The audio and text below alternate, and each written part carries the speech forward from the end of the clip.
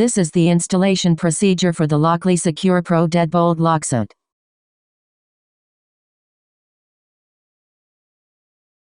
To complete this installation, you will need a Phillips head screwdriver, a ruler, and an optional flathead screwdriver and drill with a drill bit.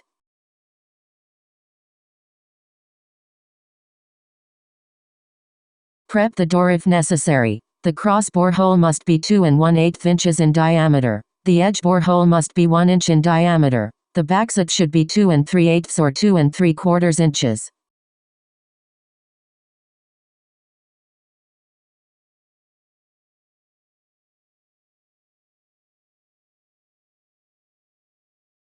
The upper portion of the lockset can be secured with double-sided adhesives or optional fasteners. To use the fasteners, an additional hole can be drilled. Please refer to the provided template for the drilling dimensions.